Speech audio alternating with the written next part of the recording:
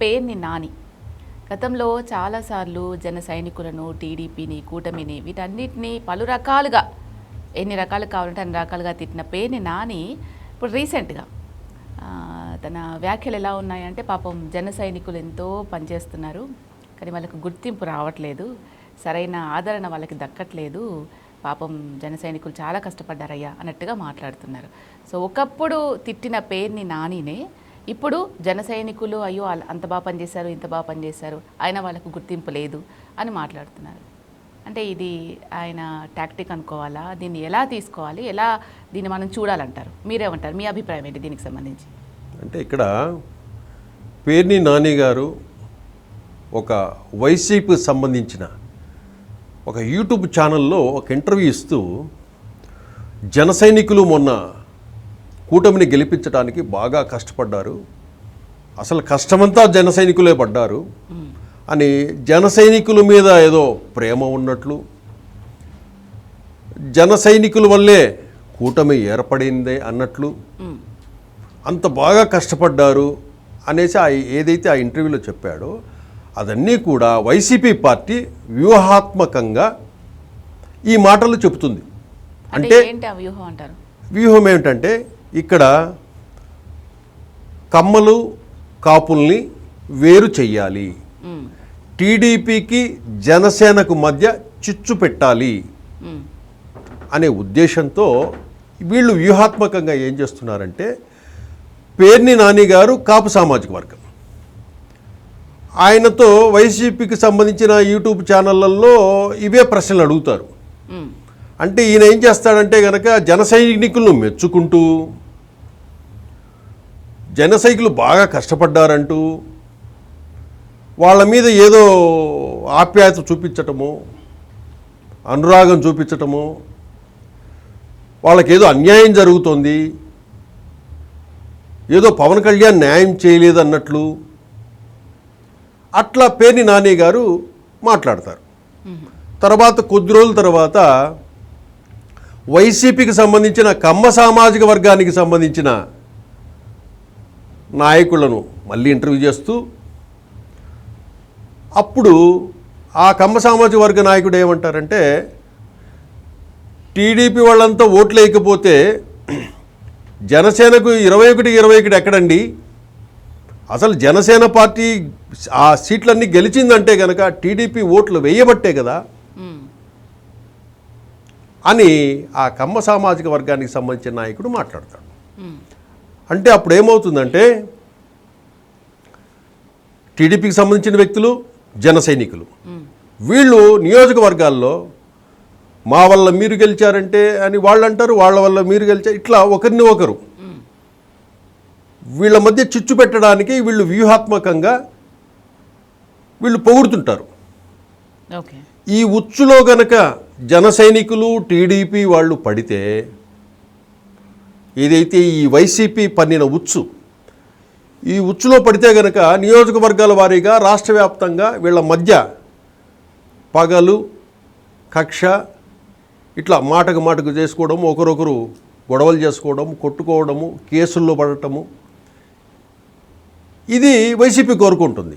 ఇవన్నీ జరిగే అవకాశం ఉంటుంది. కాబట్టి ఎవరైతే జన సైనికులు, జనసేన పార్టీ అండ్ టీడీపీ నాయకులు ఎవరైనా కూడా ఈ పొగడ్తలను నమ్మకుండా ఉంటే వీళ్ళు సేఫ్. ఏదో మమ్మల్ని వైసీపీ లీడర్లు పొగిడారు కదా, మమ్మల్ని జనసేన వాళ్ళను వీళ్ళు పొగిడారు కదా అని వీళ్ళ మధ్య గనక ఆ మనస్పర్ధలు ఏవైతే కలుగుతాయో అప్పుడు వీళ్ళిద్దరూ కొట్టుకోవడం స్టార్ట్ చేశారనుకోండి, అది అంతిమంగా వైసీపీకి లబ్ధి చేరుకూరుతుందని వాళ్ళ భావన, వైసీపీ భావన. ఎందుకంటే 2029లో జగన్మోహన్ రెడ్డి అధికారంలోకి రాకపోతే వైసీపీ పార్టీ అండ్ జగన్మోహన్ రెడ్డికి ఇంకా రాబోయే కాలం అంతా ఒకవేళ ఓటమి చెందితే వైసీపీకి జగన్మోహన్ రెడ్డి గడ్డు కాలమే, అది జగన్మోహన్ రెడ్డికి జైలు కాలమైనా మనం ఆశ్చర్యపోనవసరం లేదు. ఎందుకంటే ఆయన మీద ఉన్న 33 కేసులు, కథా వ్యవహారం ఇవన్నీ ఉన్నాయి. కాబట్టి ఒకవేళ అతను రేపు గవర్నమెంట్ ఫామ్ చేసి రాజకీయంగా సెంట్రల్ గవర్నమెంట్కి ఏదైనా ఉపయోగపడతాడంటే కనుక ఇన్ని రోజులు మోడీ గవర్నమెంట్ జగన్మోహన్ రెడ్డి రక్షించినట్టు రక్షణ పొందొచ్చు కేసుల నుంచి. లేదు ఓటమి చెందాడు అనుకోండి, ఆ సెంట్రల్ గవర్నమెంట్కు జగన్మోహన్ రెడ్డితో అవసరంలా. ఇది బహిరంగ రహస్యం, ప్రజల్లో అందరికీ తెలిసిందే. జగన్మోహన్ రెడ్డి ఇంతకాలం ఎందుకు బయట ఉన్నాడు, కోర్టుకు హాజరు కాకుండా ఎందుకు బయట తిరుగుతున్నాడు అంటే కనుక అది బీజేపీ పుణ్యం అని చెప్పి అందరూ చెప్తారు. రేపు 29లో జగన్మోహన్ రెడ్డి గెలిస్తేనే జగన్మోహన్ రెడ్డికి లైఫ్.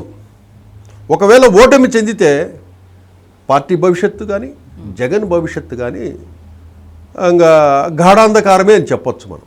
దానికి జగన్మోహన్ రెడ్డి గెలవాలని విశ్వ ప్రయత్నాలు చేస్తాడు. ఇది కూటమి పార్టీలు ఒకసారి పరిశీలించుకోవాలి. ఓకే, సో మరి వైసీపీ నుంచి ఇట్లా వివిధ నేతలు వివిధ ప్లేసెస్లలో వివిధ ప్లాట్ఫామ్స్లలో కొంతమంది టీడీపీ నుంచి సపోర్ట్ చేస్తూ, కొంతమంది వైసీపీ జనసేనకి సపోర్ట్ చేస్తూ వాళ్ళు బాగా పనిచేస్తున్నారు, వీళ్ళు బాగా పనిచేస్తున్నారు, కూటమి వాళ్ళని సరిగా చూసుకోవట్లేదు అని వీళ్ళ మధ్య చిచ్చు రేపే అవకాశాలు ఉన్నాయని మీరు చెప్తున్నారు. వాళ్ళ మాటలు బట్టి కూడా అదే అర్థమవుతుంది. సో మరి వీళ్ళు ప్రభావితమయ్యే అవకాశం ఉందా అంటే ఇక్కడ మీరు అన్నది వాస్తవం. ఇక్కడ ఏంటంటే ఆ పార్టీలు ఆ క్యాడర్కు మెసేజ్ ఇవ్వాలి.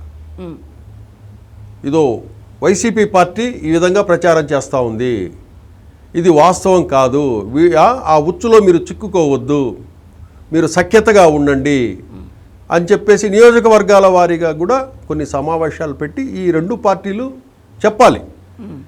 వాళ్ళ పార్టీ నాయకులు చెప్పాలి, జనసేన వాళ్ళకు చెప్పాలి. అట్లా ఈ ట్రాప్లో చిక్కుకోవద్దు అనే విషయాన్ని ముందు ఆ పార్టీలు చెప్పాలి. ఆ పార్టీలు చెప్పి సమన్వయపరుచుకుంటూ వెళితే 2029 వరకు సజావుగా సాగుతుంది, ఎలక్షన్స్ వరకు. ఇప్పుడు ఈ పార్టీలు కనుక వీళ్ళను పట్టించుకోకుండా వదిలేస్తే రేపు వీళ్ళే ఈ పార్టీల మీద తిరగబడే అవకాశం ఉంటుంది. ఇదే జన సైనికులు జనసేన మీద తిరగబడే అవకాశం ఉంటుంది, ఇదే టీడీపీ వాళ్ళు ఆ టీడీపీ నాయకత్వం మీద తిరగబడే అవకాశం ఉంటుంది. ఇప్పుడే టీడీపీలోను జనసేనలోను నారా లోకేష్ రెడ్ బుక్ ఏమైంది, ఇంకా ఎన్ని పేజీలు మిగులున్నాయి అని వెయిట్ చేస్తున్నారు. ఇంకా కొన్ని అరెస్టులు జరగాలి కదా, దాదాపు 2 సంవత్సరాలు కాబోతుంది, ఇంకా ఎందుకు కొంతమంది అరెస్ట్ కాలేదు అనే చర్చ కార్యకర్తల్లో బలంగా జరుగుతుంది. ఓకే, అది చాలా గ్రౌండ్ లెవెల్లో ఎంత ఇదిగా ఉందంటే వీళ్ళకి అధిష్టానానికి తెలుసో తెలీదో కానీ ఆ రెడ్ బుక్ మర్చిపోలేదు వీళ్ళు ఇంకా.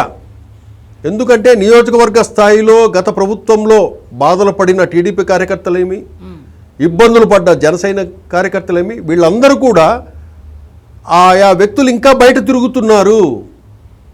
నారా లోకేష్ రెడ్ బుక్లో ఇంకా ఎన్ని పేజీలు ఉన్నాయి, మొన్న నారా లోకేష్ 3 పేజీలు అయినాయి, మిగతా పేజీలు చాలా బ్యాలెన్స్ ఉన్నాయి అన్నాడు. అంటే ఇంకా మనకు సమయం లేదు, ఇంక ఉండేది 3 సంవత్సరాలు. ఈ 3 సంవత్సరాల్లో ఈ మిగతా పేజీలన్నీ కంప్లీట్ చేస్తారా చెయ్యరా అని కొంచెం ఆసక్తిగా ఆవేశంతో నారా లోకేష్ను ఏం అనలేక ఆవేశాన్ని అట్లా పట్టుకొని ఉన్నారు టీడీపీ కార్యకర్తలు జనసేన కార్యకర్తలు. నారా లోకేష్ ముందున్న నెక్స్ట్ లక్ష్యం ఏంటంటే ఆ రెడ్ బుక్లో ఏవైతే ఉన్నాయో ఆ పేజీలన్నీ ఎంత త్వరగా అయితే అంత త్వరగా మీరు కంప్లీట్ చేయాలి అని చెప్పేసి టీడీపీ కార్యకర్తలు జనసేన కార్యకర్తలు కోరుతున్నారు.